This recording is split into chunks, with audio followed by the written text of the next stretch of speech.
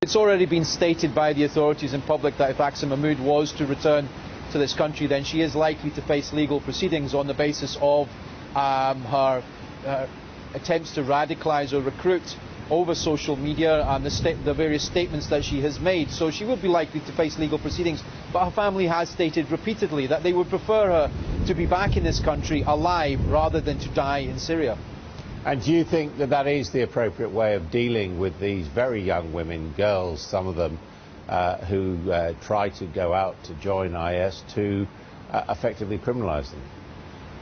There seems to be a hysterical and knee-jerk response to many of the young females who are 15, 16 and 17 who do travel out, who are seduced by the propaganda of ISIS, who are sold a package which, when they arrive in Syria and Iraq, many of them, I believe, have their illusions and dreams shattered rapidly, who are then married off to jihadist fighters, and there's a form of grooming that takes place. I think it's essential that this country meets its moral and international obligations, and if those individuals, we would prefer to have them back in this country rather than engaging in atrocities or rather than engaging in the radicalisation of others. And I think essential to all of this is I as a member of the community, has grown increasingly tired of the belief that what it takes to stop young people joining ISIS is having men in their 50s and 60s and older standing up repeatedly on TV with long beards and saying Islam is a religion of peace and do not join ISIS. That clearly doesn't work with these young people. What we actually need is those people who have been recruited by ISIS,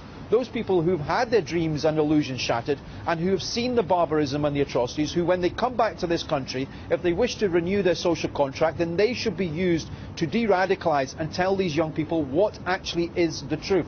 Because quite clearly what we're doing at the moment, what the community is doing and what the government's doing isn't working.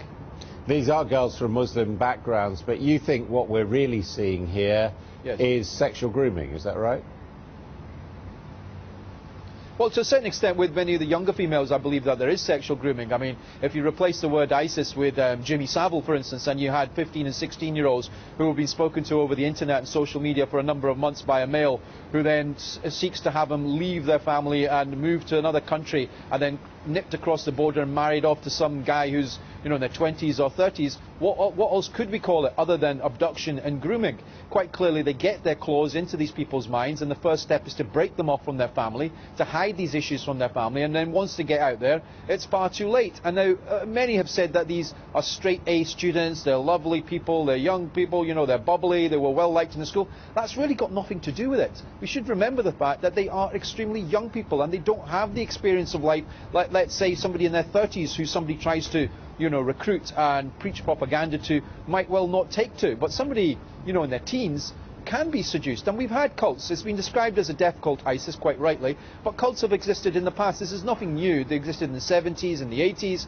And they operate on the same process, except that ISIS is heavily funded, has a budget, I believe, in the region of the CIA said of $1.3 billion a year, which is used to spread propaganda, and a very sort of, slick videos that are put out and images that are put out that are well in advance of what Al-Qaeda perhaps did some 10 years ago.